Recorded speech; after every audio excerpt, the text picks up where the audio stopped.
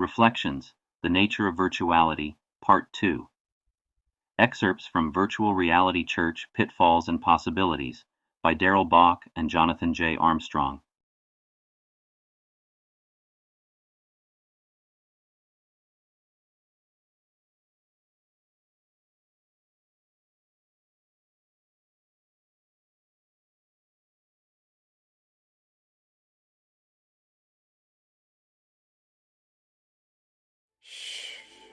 Listen up. You ever question your senses? Humans always rely on their senses to perceive reality, to grasp what is ordinary and familiar, or strange and mysterious. But what if human perception and reality intertwine, shaping while also being shaped by each other? It is almost equally simple for users in VR to represent themselves according to their physical appearance as it is according to an alternate set of preferences.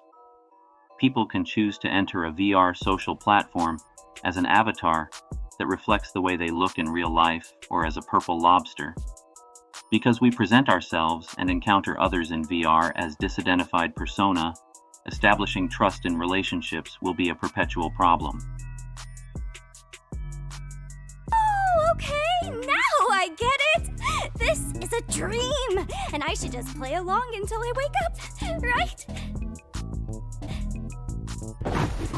Users in VR are disidentified. By disidentified, we do not mean unidentified. That is, that users simply do not receive information concerning the identity of other users. When someone or something is unidentified, we are conscious of the fact that we do not know the identity of the person or object. And by stating that users in VR are disidentified, we also do not mean misidentified. That is, that one user could be mistaken for another user. As you can see in the screen, my face has been successfully swapped into the model Jane from Eternity. And if I move around, the face will also respond accordingly, and even if I change my facial expression, we already have a Jane's version of smiling and speaking. When on a nature walk, I might misidentify an ash tree as a beech tree, or I might misidentify a basalt rock as a piece of granite. Here my mistake would be to confuse one category for another. But imagine living in a world where it was possible to mistake your pastor for a pink elephant. During the Cold War, both Eastern Bloc and Western Bloc countries staffed disinformation bureaus, which were assigned the ignominious charge of generating large quantities of false information with the intent of confusing and misleading public opinion in enemy territory. It is in this sense that users in VR are disidentified. In VR, everyone has access to disguises more sophisticated than even the KGB could devise at the peak of the Cold War. In 1993, Peter Steiner published in The New Yorker a cartoon that showed a picture of a dog at an office chair with one paw on the keyboard of a computer. Looking down from his desk at another dog sitting on the floor, the first dog exclaims, "On the internet, nobody knows you're a dog. Today we worry about our email accounts getting hacked. Tomorrow, we'll worry about people stealing our avatars." You can't do that in a public lobby. Will someone please vote to kick these people, please? Who's the person here that can ban people? That is my avatar. Can you just not? Dude, that is my avatar. People have it because of a reason. The reason is that they want to show themselves and nobody else should get it. I paid $80 for this. Dude, that are public. Dude, this is not okay. This is not okay. Do you not understand? Not your avatar. Take it off. I'm literally shaking with anger right now. Please, take it off. I'll think about it. No, don't think about it. Take it off. I can literally sue you. I'm not kidding. And here you are, force cloning them, Well, I just have them as and well. leaving your cloning on for other people to steal them. They actually will put a permanent ban on all their, not only their account, but any electronic devices that they log on to. So if you want to do something like that, because I mean what he is doing is stealing, and that is a criminal offense. Face, go. Can you not force clone avatars, please? Because I'm a moderator on this server and I asked you nicely to, because some of us actually have private avatars. If someone asks you to do something, you just listen to them nicely, because I'm a moderator and I asked you to change out of an avatar and you've not. I'm gonna hold you accountable. Switch to default avatar while you can if you don't want yours getting stolen. You see with people's avatars right here. Mine isn't, but the thing is, I did put the sound on my guns for a reason. Because you can't use my guns. With that... Oh yeah, that's right. I have my bite of the keys. So you have to press 2 keys at once to shoot your gun.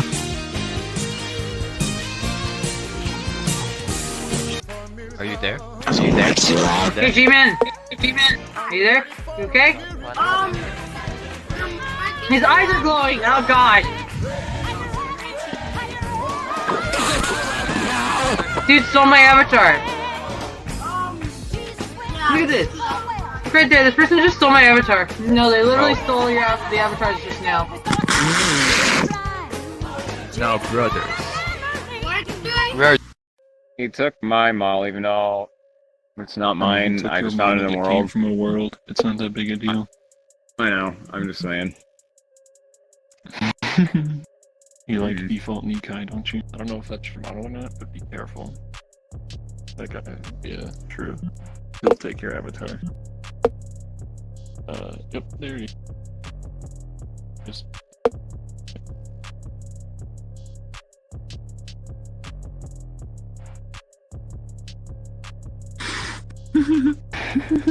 See you guys, man. Dude stole my avatar! Yeah. Look at this! Look right there, this person just stole my avatar. No, they literally stole the avatars just now. No, brothers. What? We are twins. No, dude, they literally just stole my avatar, my custom avatar, dude. Yeah. They literally just stole my avatar. I was using it as a custom avatar, they just stole it. That is cool. Twins. It's not twins, dude, they just stole an avatar. Yeah, vote to kick, guys, please. That guy stole Get out of my face, you fuck! Random anime girl. Somebody do it! That's my avatar, they just stole it. Now they're flying around, please, somebody kick them. Vote to kick, they just grabbed all they're dropping all the props in here in one place and they're crying. One of the early debates about VR churches surfaced in 2009 in the context of the Anglican Cathedral of Second Life. The question concerned whether one could lead church services while represented by a dragon avatar. The church had opened its portals to allow volunteers to lead the liturgy, but could a volunteer dressed as a dragon perform this service? Is coming to a church in VR as a dragon avatar simply a personal decision, like what kind of necktie to wear? Or are church members and visitors bound to abide by some kind of dress code? Worse still, does coming to church as a dragon hint at subversive intent? I have a question. Yeah. At some churches, they have like a dress code, right? You know, it's on Sunday you get your nice dress shirt and your nice slacks, and you show up to church. In VR church, is there like an avatar dress code? Like, would someone kind of like not wearing pants like this not be allowed? Or I'm not wearing pants right now in real life. Let's face it, Christians have argued a lot through the centuries about what constitutes proper attire for church attendance. Tertullian, the notoriously cantankerous bishop of Carthage in the early church, argued that Christian women should not wear any unnecessary adornment, such as makeup, jewelry, or fancy clothes. Countless others have felt it their duty to add their opinion to the discussion ever since. Should ministers wear vestments with clerical collars that identify them as members of the clergy or business suits, or jeans with holes in the knees? Even the most welcoming and progressive churches have unspoken dress codes about what would be too relaxed or too ostentatious for church services. Conducting church services in VR will not sidestep the question of proper dress in church. Some may mistakenly conclude that because an avatar is not really real, its appearance should be unimportant, but this is clearly not the case. Painted and photographed portraits are also not real in the same way that an avatar is not real, and yet there is a long tradition of people spending fortunes to ensure that portraits are exactly according to their tastes. Fortnite Battle Royale set a new record in video game history when it earned $1.8 billion in 2019. What is particularly remarkable about this is that Fortnite Battle Royale is a free-to-play video game. How then did it generate such astronomical earnings? By selling cosmetics and accessories for players' avatars. These optional purchases do not improve the player's performance in the game and are strictly fashion items. As in the real world, so in VR, fashion is big business because people care a great deal about the way they present themselves to other people. Oh yeah, the Bush Ranger. I do have the Bush Ranger. He has like so many alts now, it's crazy. Whoa, these are my hands? Whoa, that's sick. Doop, doop, doop. I didn't realize he had like fingers. I didn't think he did. I guess I haven't looked closely enough at it. These are like my pine conades. Grenades? Conades? I don't know. Whatever they call it. Look at his feet. Those are my feet. My feet are so weird. Oh, this is really cool. This is fun. Oh, you can pick like, what chapter? Chapter 6? Oh, cool. Whoa.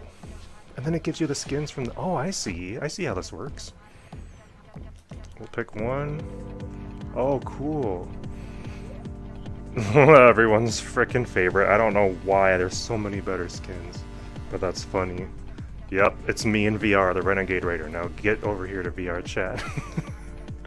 Let's see what else there is. Because I started end of season 3, but the first skins I bought were season 4. I thought you were a season 5 skin. I must be completely off my... Huh. Did I click the wrong thing? It doesn't matter. I just want to see what they got here. Oh, cool. Oh, the burger guy.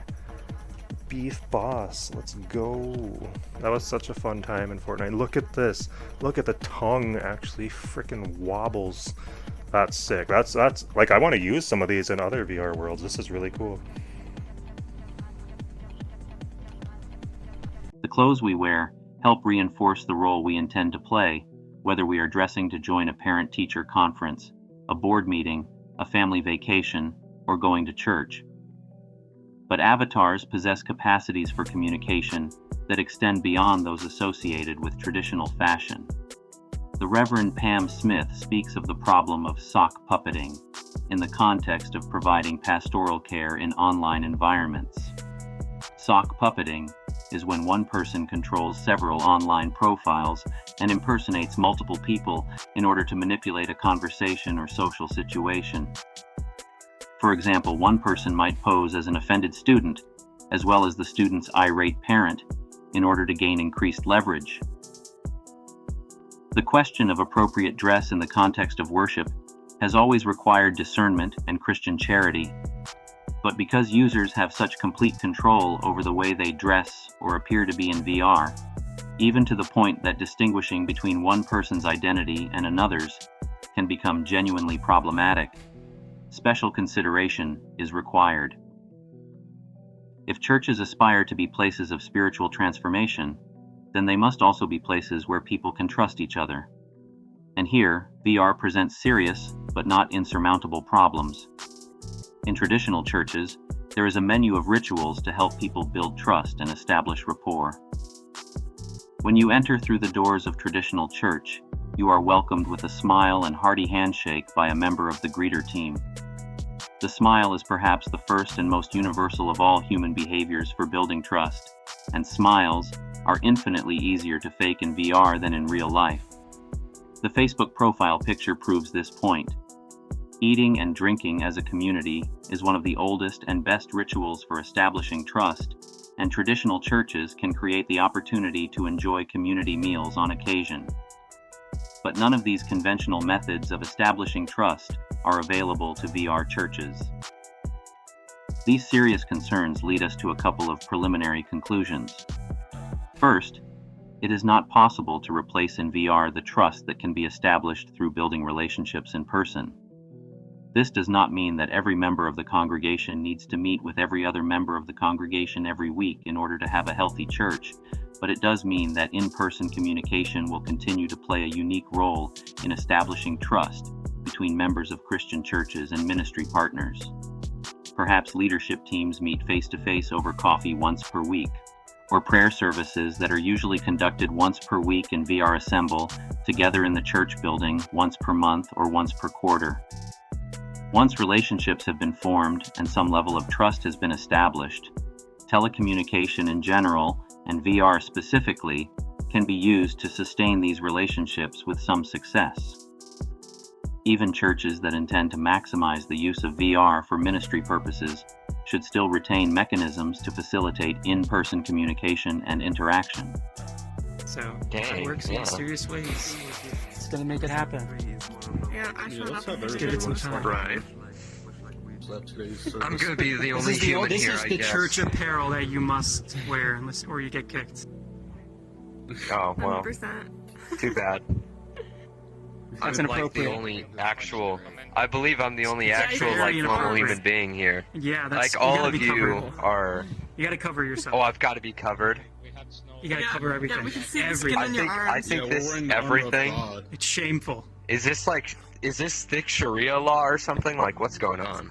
Our second preliminary conclusion is that VR churches should pay special attention to creating opportunities for church leaders and members to build trust with one another. I gotta commend whoever set up this world.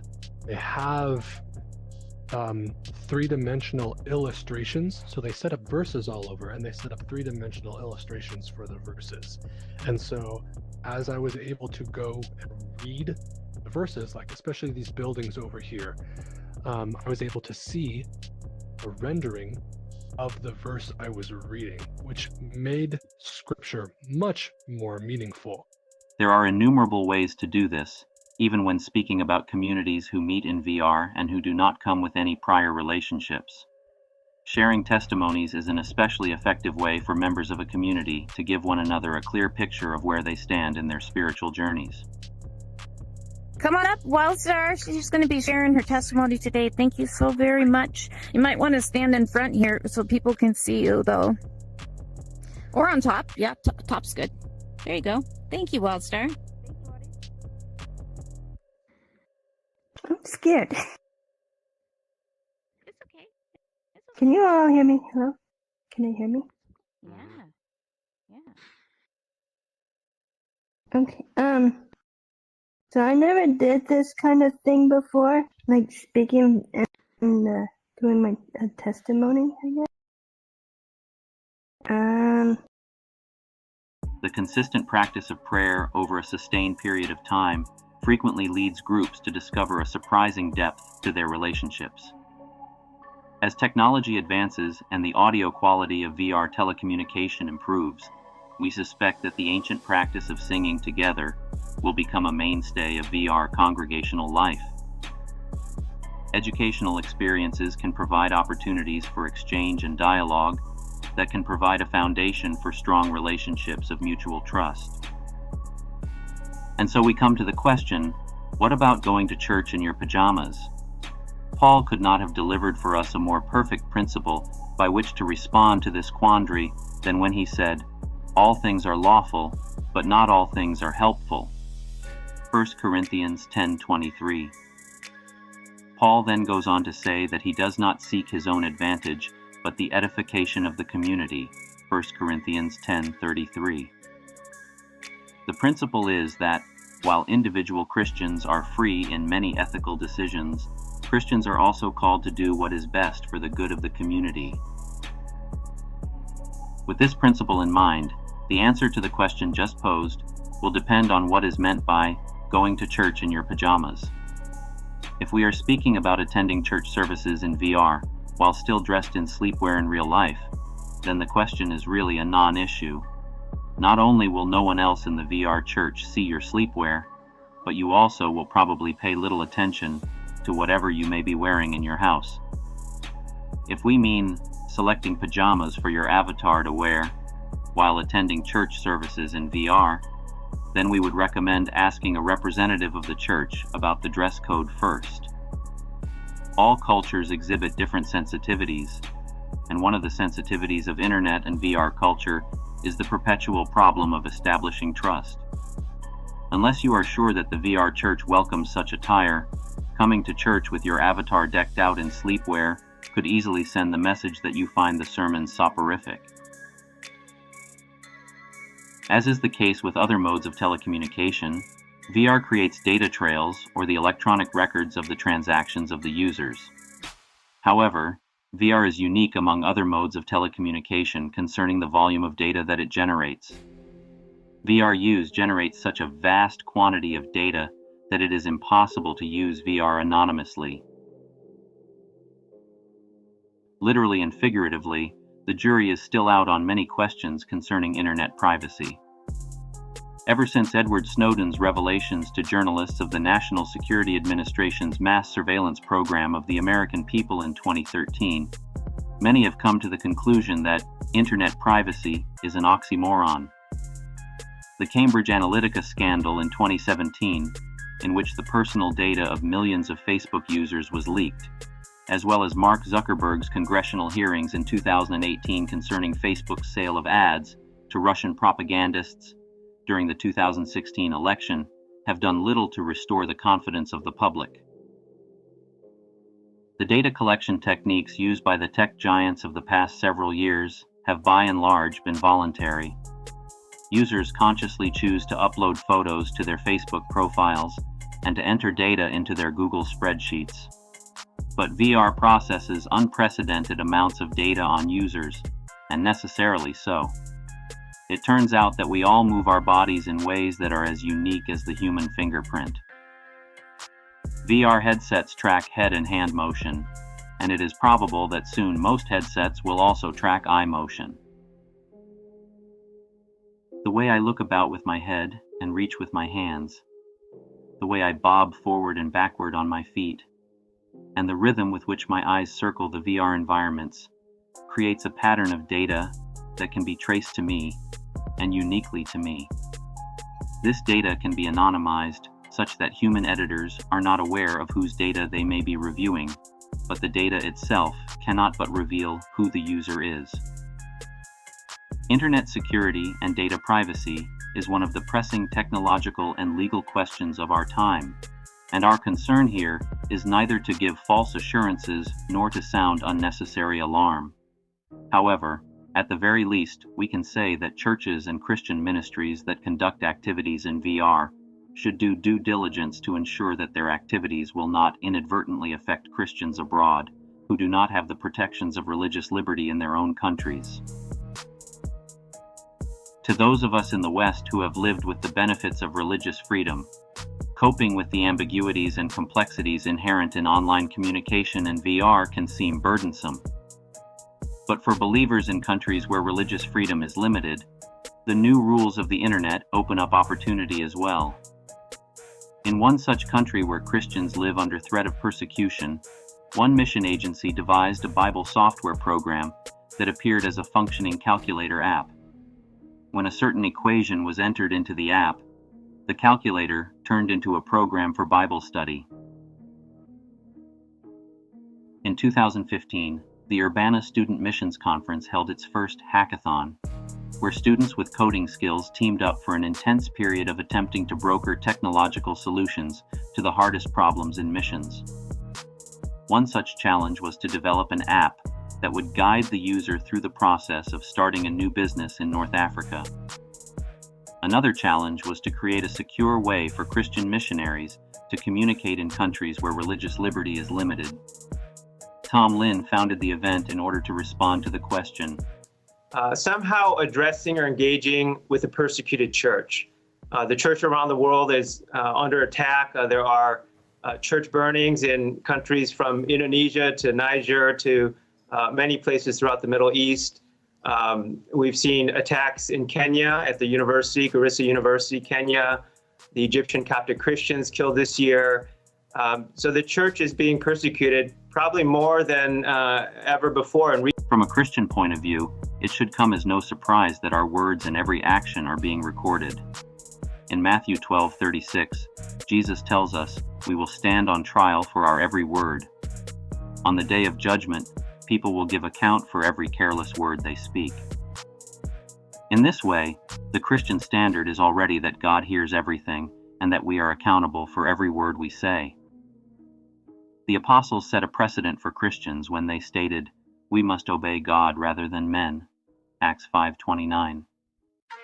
Christians ought to speak and act in measured ways first in order to be accountable to God. The concern about whether our data is being recorded by tech giants and will be leaked at a later time is in this sense a secondary concern. In VR, the user is at the center of the virtual universe. When compared to traditional media types, VR cedes almost total control to the individual user. VR therefore can support addictive behaviors and reinforce prejudices. Check it out. I am a living God. Look at this. This is amazing. Oh. Okay, I'm good. The internet creates 1,000,001 ways for people to practice the art of self-deception. The internet can be an echo chamber where those who shout the loudest hear only their own voices coming back at themselves. As Sherry Turkle, professor of sociology and psychology at MIT, points out, the web promises to make our world bigger, but as it works now, it also narrows our exposure to ideas. We can end up in a bubble in which we hear only the ideas we already know or already like. As a media type based in internet technology, VR perpetuates this basic feature. Shane Hips reminds us that, when technology fails us, the unintended consequence can be precisely the opposite of the effect for which we applied the specific technology in the first place. The purpose of the automobile is to allow us to travel quickly and efficiently to our destinations, but the traffic jams that plague our cities today represent exactly the opposite effect. The purpose of the internet is to give us access to the instantaneous exchange of information, but we all know that the internet can become an enormous waste of time and even create greater confusion, either because of the overwhelming quantity of information available online or because of the inability to verify sources. Technology is not bad, but it does fail. When our technology fails, we sometimes suffer from precisely the opposite effect of that which we had hoped to achieve. The purpose of VR is to allow the user to experience an alternate reality in order to increase our understanding of actual reality. When VR fails us as a technology, the failure will be that VR will cause users to see actual reality with less clarity and perception. When VR fails us, it will reinforce our prejudices and preconceptions rather than allowing us to discover new knowledge. The advent of the automobile opened up a new era of church shopping, because people could drive to whatever congregation they wished to attend, rather than remaining faithful to their neighborhood churches. Churches began catering to personal preferences in a new way. VR churches will continue to grapple with this same set of problems. When you go to VR looking for a church service, do you want a liturgical church service? It's there. Do you want a contemporary worship service with a slick worship band? It's there. One comedian's video, Virtual Reality Church, hilariously parodies the way that virtual churches can cater to the personal preferences and laziness of their parishioners.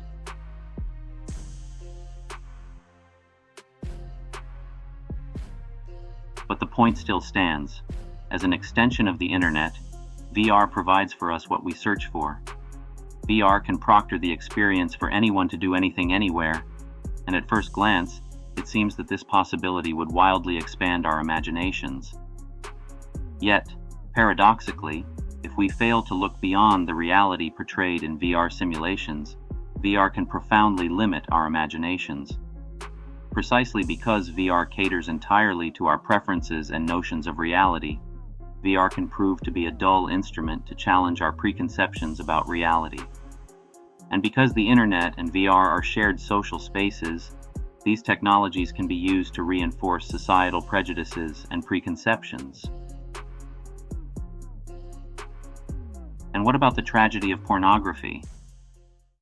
Christian communities are becoming increasingly aware of the pervasive and destructive influences of pornography.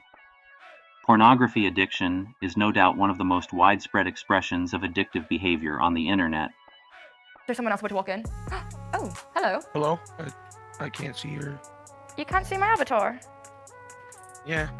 You look like a, Say it. schooled person.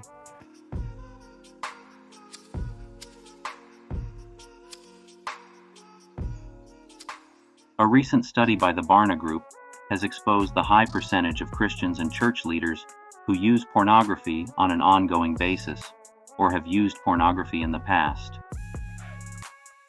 We contest that one of the terrible consequences of pornography use in the Christian community, in addition to its deleterious influences on personal and professional relationships, is the way in which it cripples church leaders from responsible investigation and deployment of digital strategies for ministry.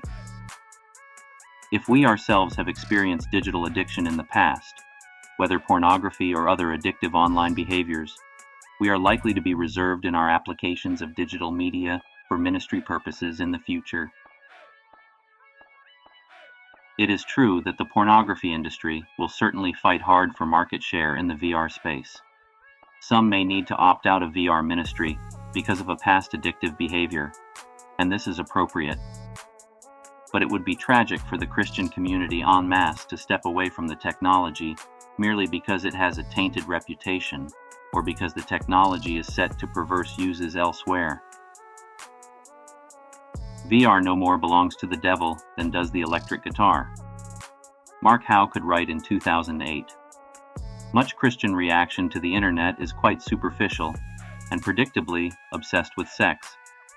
Yes, there's unsavory content on the web, but a previous generation found their unsavory content by mail order or in their corner shop, and Corinthian debauchery didn't seem to be hampered by a lack of peer-to-peer networking.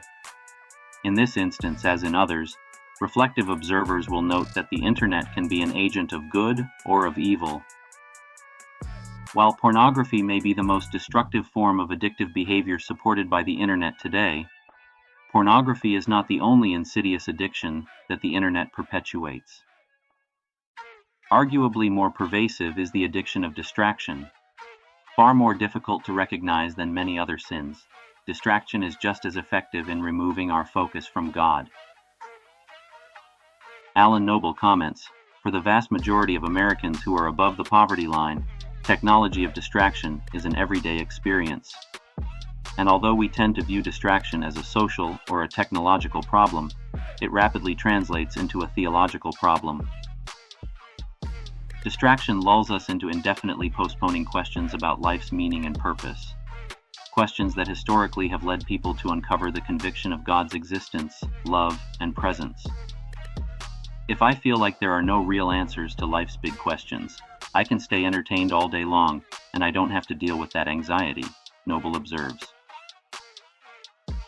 "At the end of the day, when I'm falling asleep, how do I know that I've done right today? Well, that used to be a problem for people. The few minutes that you had between the time you turned off your light and the time you fell asleep.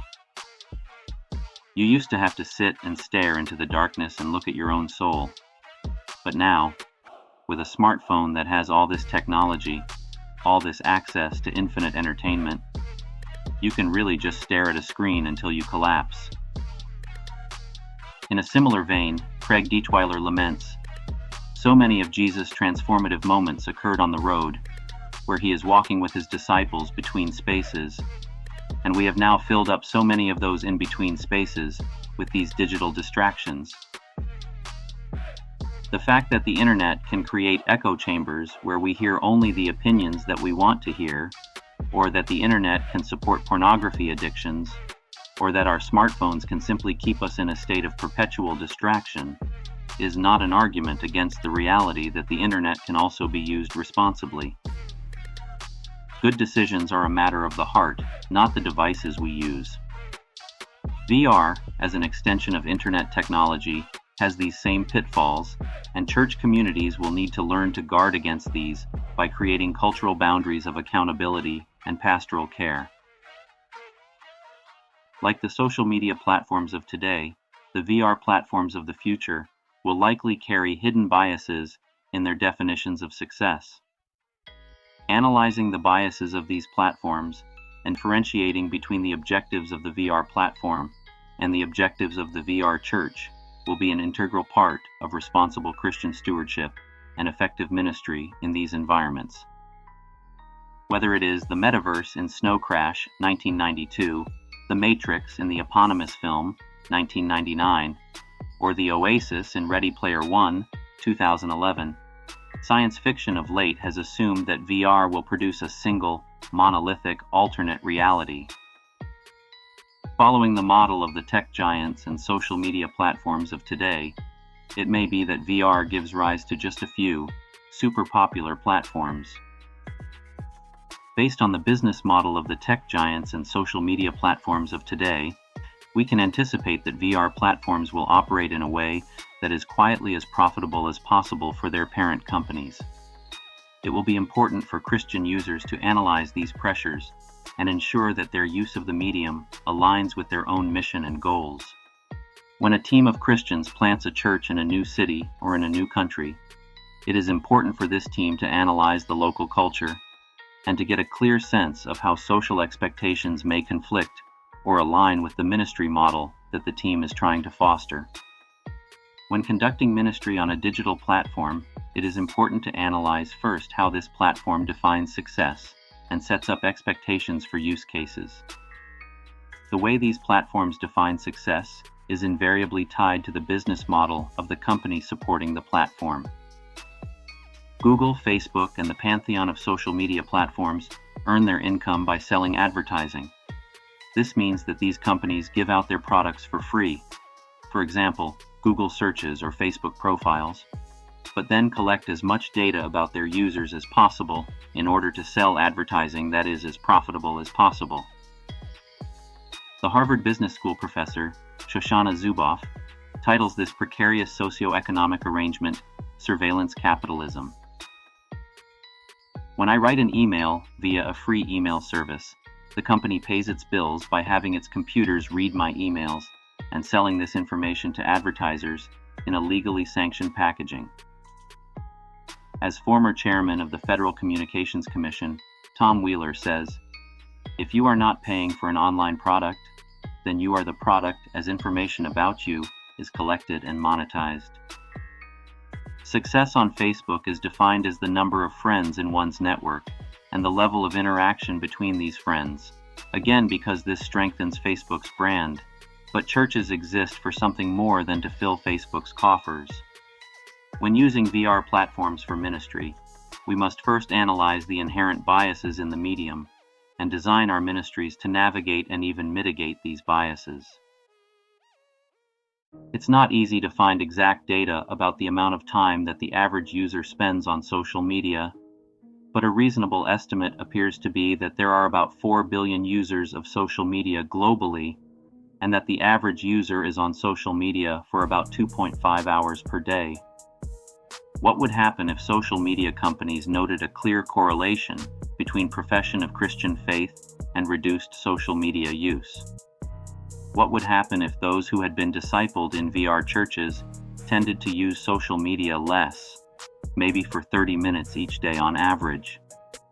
Presumably, this could lead social media companies to create policies that make it tougher for Christians to use their platforms for ministry purposes. But we trust that Christian groups would have the courage to do the right thing, pursuing what is best for society, even when this is at odds with the business models of powerful companies. When Paul had spent about 3 years preaching in Ephesus, his presentation of the gospel proved so successful that the silversmiths in the area detected a dip in revenue from the sales of their statues of the goddess Artemis, see Acts 19:21-41. This finally led to a riot that drove Paul and his missionary associates out of the city. We shouldn't expect that online platforms will always be welcoming places for Christian mission. For the foreseeable future, VR will inherit the limitations of digital computer products. VR technology is a product of the digital computer industry, and as such, VR products will remain relatively expensive, will require significant amounts of electricity, will have to be updated or replaced often, and will probably remain vulnerable to impacts, water damage, and extreme changes in temperatures.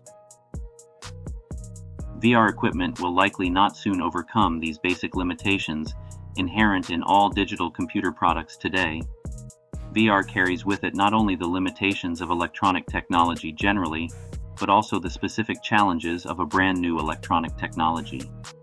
VR places tremendous pressure on even the most powerful computers and the fastest internet connections. Will new kinds of computers become available in the future that will dramatically change the performance of our VR headsets, and maybe even the fundamental way they work?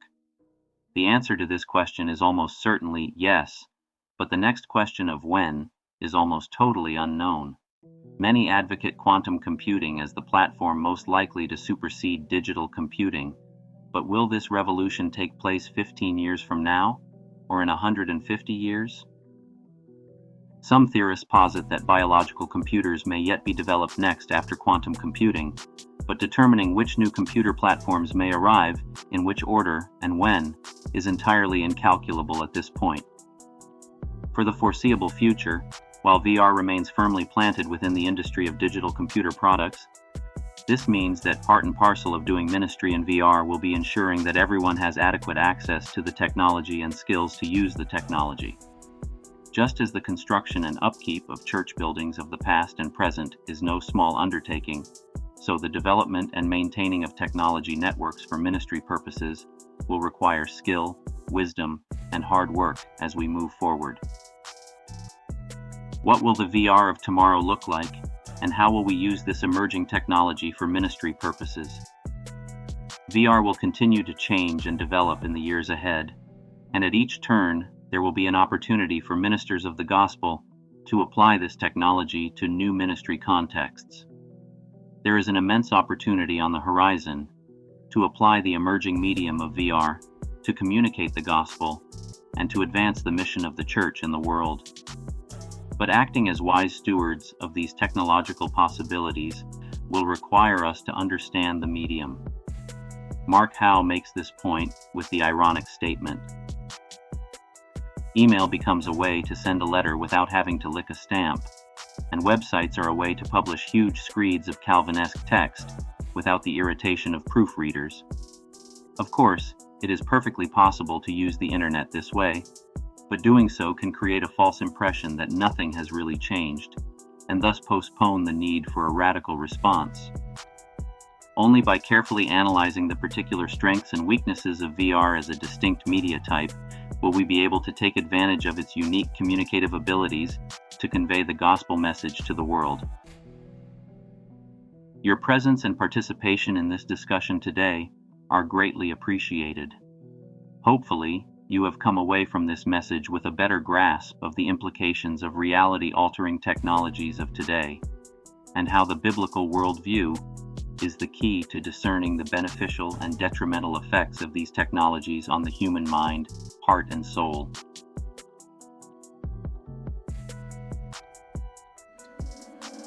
The world is neither real nor unreal. It is an in-between realm you never truly arrive at, nor depart from. A perception of yours, and yours only.